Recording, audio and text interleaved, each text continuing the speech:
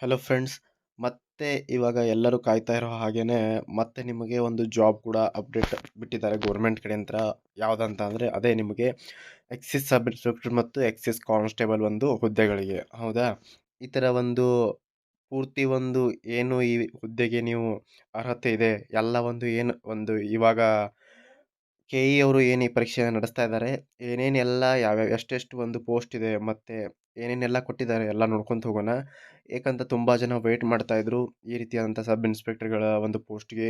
ತುಂಬ ವರ್ಷಗಳಿಂದ ಕರೆದಿರಲಿಲ್ಲ, ಇವಾಗ ಕರೆದಿದ್ದಾರೆ. ಕಾಯ್ತಾ ಇರೋ ಎಲ್ಲ ಒಂದು ಅಭ್ಯರ್ಥಿಗಳಿಗೆ ತುಂಬ ಒಳ್ಳೆಯ ಚಾನ್ಸ್ ಇದು. ಈ ಸಲ ಅಪ್ಲೈ ಮಾಡಿಕೊಂಡು ಈ ಒಂದು ಈ ಒಂದು ಹುದ್ದೆ ನಿಮ್ಮದಾಗಿಸಿಕೊಳ್ಳಲು ತುಂಬ ಒಂದು ಒಳ್ಳೆಯ ಅವಕಾಶ ಇವಾಗ ನಿಮ್ಗೆ ಸಿಗ್ತಾ ಇರೋದು. ಮೊದಲೆಲ್ಲ ಈ ಎಕ್ಸಾಮನ್ನು ಕೂಡ ನಿಮಗೆ ಕೆ ಪಿ ಎಸ್ ಸಿದವ್ರದ್ದೇ ನಡೆಸ್ತಿದ್ರು. ಹೌದಾ? ಇವಾಗ ಈ ಎಕ್ಸಾಮನ್ನು ಏನು ಮಾಡಿದ್ದಾರೆ, ಕೆ ಇ ಅವರು ನಡೆಸ್ತಾ ಇದ್ದಾರೆ. ಹೌದಾ?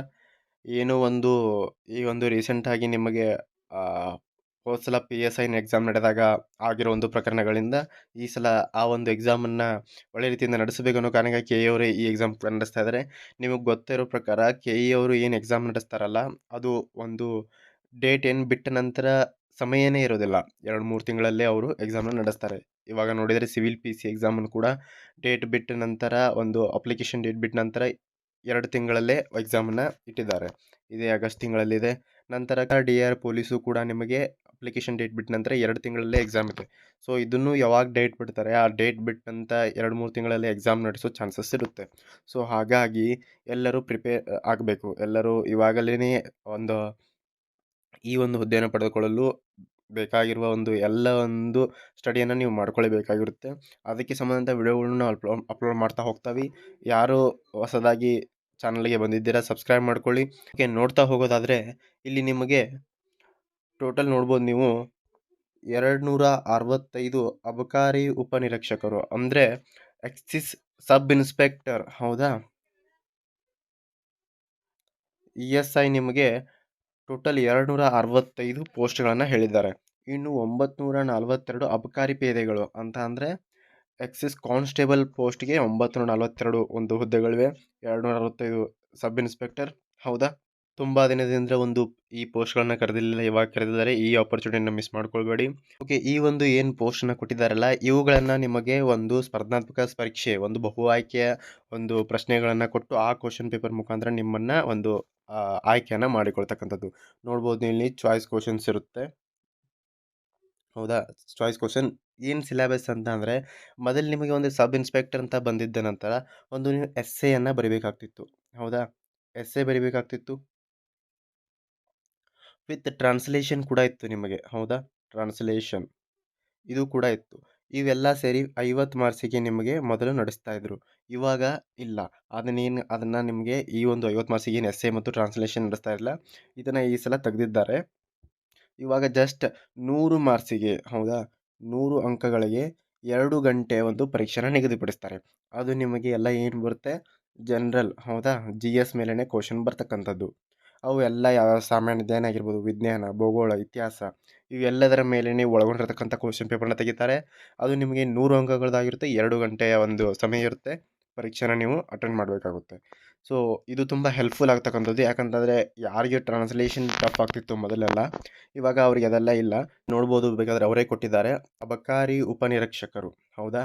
ಅಬಕಾರಿ ಉಪನಿರೀಕ್ಷಕರು ಅಂತ ಅಂದರೆ ಅದೇ ಎಕ್ಸಸ್ ಒಂದು ಸಬ್ ಇನ್ಸ್ಪೆಕ್ಟರ್. ಅವರು ಹೇಳಿದ್ದಾರೆ ನೋಡಿ, ಒಂದು ಪ್ರಬಂಧ ಎಸ್ಸೆ ಮತ್ತು ಅನುವಾದ ಟ್ರಾನ್ಸ್ಲೇಷನ್ ಪತ್ರಿಕೆ, ಸಾಮಾನ್ಯ ಅಧ್ಯಯನ ಪತ್ರಿಕೆ ಸ್ಪರ್ಧಾತ್ಮಕ ಪರೀಕ್ಷೆಗಳಿಗೆ ಮೂಲ ಆಯ್ಕೆ ಮಾಡಲಾಗುತ್ತಿತ್ತು ಅಂತ ಹೇಳಿದ್ದಾರೆ ಮೊದಲು. ಇವಾಗ ಏನು ಹೇಳಿದ್ದಾರೆ, ಅದರ ಬದಲಾಗಿ ಸದರಿ ಸ್ಪರ್ಧಾತ್ಮಕ ಪರೀಕ್ಷೆಗೆ ಪದವಿ ಮಟ್ಟದ ಬಹು ಆಯ್ಕೆ ಪ್ರಶ್ನೆಗಳು, ಆಬ್ಜೆಕ್ಟಿವ್ ಟೈಪ್ ಮಲ್ಟಿಪಲ್ ಚಾಯ್ಸ್ ಕ್ವಶನ್ಸ್ಗಳನ್ನು ಕೊಡ್ತಾ ಇದ್ದಾರೆ. ಹೌದಾ? 100 ಅಂಕಗಳ ಪ್ರಶ್ನೆ ಮತ್ತು ಒಂದು ಪತ್ರಿಕೆ ಆಗಿರುತ್ತೆ. 2 ಗಂಟೆಗಳ ಪರೀಕ್ಷೆ ಸಮಯ ಇರುತ್ತೆ. ಇದನ್ನು ನಿಗದಿಪಡಿಸಿರ್ತಾರೆ.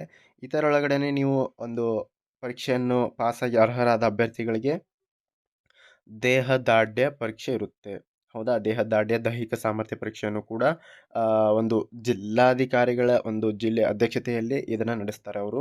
ಇದನ್ನು ನೀವು ಸ್ಪರ್ಧಾತ್ಮಕ ಪರೀಕ್ಷೆ ಒಂದು ಅರ್ಹರಾಗಿ ಪಾಸಾಗಿ ಹೋದ ನಂತರ ಈ ಒಂದು ದೈಹಿಕ ಪರೀಕ್ಷೆಯನ್ನು ಕೂಡ ಇದು ಆಗಬಹುದು. ಇದು ನಿಮ್ಮ ಒಂದು PSI ಸಬ್ ಇನ್ಸ್ಪೆಕ್ಟರ್‌ಗೆ ಕೂಡ ಇದು ಬರ್ತಕ್ಕಂಥದ್ದು. ಹೌದಾ? ಎಕ್ಸೈಸ್ ಸಬ್ ಇನ್ಸ್ಪೆಕ್ಟರ್‌ಗೆ ನೀವು ಇದನ್ನು ಕೂಡ ನೀವು ಒಂದು ಬಹು ಆಯ್ಕೆ ಪ್ರಶ್ನೆ ಒಂದು ಪ್ರಶ್ನೆ ಪತ್ರಿಕೆಯನ್ನು ನೋಡ್ಬೋದು ಮತ್ತು ಎಕ್ಸೈಸ್ ಕಾನ್ಸ್ಟೇಬಲ್ ಕೂಡ ಅದೇ ರೀತಿ ಪ್ರಶ್ನೆ ಪತ್ರಿಕೆಯನ್ನು ನೋಡ್ಕೊತ ಹೋಗ್ಬೋದು. ಇನ್ನು ನೋಡೋದಾದ್ರೆ ಶೈಕ್ಷಣಿಕ ಅರ್ಹತೆ ಒಳಗಡೆ ಬಂದಾಗ ಅವರು ನಿಮಗೆ ಒಂದು ಎಕ್ಸೈಸ್ ಕಾನ್ಸ್ಟೇಬಲ್‌ಗೆ PUC ಸೆಕೆಂಡ್ ಹೌದಾ? ಉತ್ತೀರ್ಣರಾಗಿ ನಿಗದಿಪಡಿಸುವುದಂತ ಹೇಳಿದ್ದಾರೆ. ಹೌದಾ? ನಿಮ್ಮದು PUC ಕಂಪ್ಲೀಟ್ ಆಗಿರಬೇಕು. ಇನ್ನು ಅಬಕಾರಿ ಅಂದರೆ ESIಗೆ ಒಂದು ಡಿಗ್ರಿಯನ್ನು ಯಾವುದೇ ಒಂದು ಡಿಗ್ರಿಯನ್ನು ನೀವು ಕಂಪ್ಲೀಟ್ ಆಗಿರಲೇಬೇಕು. ಹೌದಾ? ಇದು ಒಂದು ವಿದ್ಯಾರ್ಥಿ ಈಗ ಈ ಒಂದು ಜಿಯೋ ಒಂದು ನಿಮಗೆ ಕೊಟ್ಟಿರ್ತಕ್ಕಂಥದ್ದು. ಇನ್ನೂ ಒಂದು ಏನು ನೋಟಿಫಿಕೇಷನ್ ಬಿಡ್ತಾರಲ್ಲ ಅದರಲ್ಲಿ ಸಂಪೂರ್ಣ ಮಾಹಿತಿಯನ್ನು ಅವರು ಕೊಡ್ತಾರೆ. ಇದು ತಾತ್ಕಾಲಿಕ ಮಾಹಿತಿ ಆದ ಕಾರಣದಿಂದ ಈ ರೀತಿ ಎಲ್ಲವನ್ನು ಕೊಟ್ಟಿದ್ದಾರೆ. ಯಾವ ಪೋಸ್ಟ್ ಎಷ್ಟೆಷ್ಟಿದೆ ಮತ್ತು ಈ ರೀತಿ ಇಷ್ಟೇ ಕೊಟ್ಟಿದ್ದಾರೆ. ನಿಮಗೆ ಎಲ್ಲ ಒಂದು ಏನು ನೋಟಿಫಿಕೇಷನ್ ಬಿಡ್ತಾರಲ್ಲ ವಿತ್ ಡೇಟ್ ಜೊತೆಗೆ ಆವಾಗ ನಿಮಗೆ ಎಲ್ಲವನ್ನು ಇನ್ನೂ ಒಂದು ವಿಡಿಯೋ ಮಾಡಿ ನಿಮಗೆ ತಿಳಿಸ್ತೀವಿ. ಹೌದಾ? ಉಳ್ಕಿದ್ದನ್ನು ಇಷ್ಟೇ ಕೊಟ್ಟಿದ್ದಾರೆ ಇದರೊಳಗೆ 100 ಅಂಕಗಳನ್ನು ಒಳಗೊಂಡ ಪರೀಕ್ಷೆ ಆಗಿರ್ತಕ್ಕಂಥದ್ದು. ಇದು ಸೇಮ್ ಕೂಡ ಒಂದು ESI ಆಗಿರ್ಬೋದು ಮತ್ತು ಕಾನ್ಸ್ಟೇಬಲ್ ಆಗಿರ್ಬೋದು ಎರಡಿಗೂ ಕೂಡ ಸೇಮ್ ಒಂದು ಪರೀಕ್ಷೆಯನ್ನು ನಡೆಸ್ತಾ ಇದ್ದಾರೆ. ಇನ್ನು ಎಕ್ಸ್ಪೆಕ್ಟೆಡ್ ನಿಮಗೆ ಡೇಟ್ ಯಾವಾಗ ಬಿಡ್ಬೋದು ಅಂದರೆ ಅಪ್ಲಿಕೇಶನ್ ಡೇಟ್ನ ಇದೇ ಜುಲೈ ಮಂತಲ್ಲಿ ಬಿಡ್ಬೋದು. ಹೌದಾ? ಎಕ್ಸ್ಪೆಕ್ಟೆಡ್ ಇದು. ಹೌದಾ?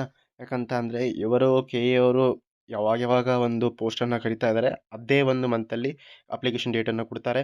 ಹೌದಾ? ಈ ಮಂತಲ್ಲಿ ಅಂತಂದರೆ ನೆಕ್ಸ್ಟ್ ಮಂತಲ್ಲಿ ನಿಮಗೆ ಜುಲೈ ಇಲ್ಲ ನೆಕ್ಸ್ಟ್ ಮಂತಲ್ಲಿ ನಿಮಗೆ ಒಂದು ಅಪ್ಲಿಕೇಶನ್ ಡೇಟ್ ಬಿಡ್ತಾರೆ. ಬಿಟ್ಟ ಒಂದು ಮಂತಲ್ಲಿ ನೀವು ಅಪ್ಲಿಕೇಶನ್ ಮುಗಿಸಿದರೆ ಇನ್ನೊಂದೆರಡು ತಿಂಗಳಲ್ಲಿ ನಿಮ್ಮ ಪರೀಕ್ಷೆಯನ್ನು ನಡೆಸುವಂಥ ಒಂದು ತುಂಬ ಚಾನ್ಸಸ್ ಇರುತ್ತೆ. ಸೊ ಹಾಗಾಗಿ ಇದಕ್ಕೆ ನೀವು ಆದಷ್ಟು ಸಮಯ ಒಂದು ಜಾಸ್ತಿ ಇಲ್ಲ ನಿಮಗೆ. ಹಾಗಾಗಿ ಅದನ್ನು ಕ್ಲಿಯರ್ ಮಾಡ್ಕೋಬೇಕಂದ್ರೆ ಇವಾಗಲೇ ನೀವು ಪ್ರಿಪೇರ್ ಆಗಬೇಕು. ಸೊ ಆದಷ್ಟು ಎಲ್ಲವನ್ನು ಸ್ಟಡಿ ಮಾಡೋಕ್ಕೆ ಸ್ಟಾರ್ಟ್ ಮಾಡಬೇಕು ನೀವು. ಇದಿಷ್ಟು ಈ ಒಂದು ESI ಒಂದು ಮತ್ತು ಕಾನ್ಸ್ಟೇಬಲ್ ಹುದ್ದೆಗಳ ಮಾಹಿತಿ. ಯಾವಾಗ ಅವರು ನಿಮಗೆ ಒಂದು ಅಪ್ಲಿಕೇಶನ್ ಡೇಟನ್ನು ಬಿಡ್ತಾರೆ ಆವಾಗ ಅದರ ಮುಖಾಂತರ ವಿಡಿಯೋಗಳನ್ನ ಮಾಡ್ತೀವಿ. ಮತ್ತು ಈ ಎಕ್ಸಾಮ್ ಸಲುವಾಗಿ ಒಂದು ಇಂಪಾರ್ಟೆಂಟ್ ಆಗಿರ್ತಕ್ಕಂಥ ವಿಡಿಯೋಗಳನ್ನು ಸ್ಟಡಿ ವಿಡಿಯೋಗಳನ್ನ ಮಾಡ್ತಾ ಹೋಗ್ತೀವಿ. ಸೊ ಯಾರೇ ಚಾನಲ್ಗೆ ಹೊಸಬರಾಗಿದ್ದರೆ ಚಾನಲ್ ತಪ್ಪದೆ ಸಬ್ಸ್ಕ್ರೈಬ್ ಮಾಡ್ಕೊಳ್ಳಿ. ಈ ವಿಡಿಯೋ ಇಷ್ಟ ಆದರೆ ಲೈಕ್ ಮಾಡಿ. ನೆಕ್ಸ್ಟ್ ವಿಡಿಯೋದಲ್ಲಿ ಸಿಗ್ತೀವಿ.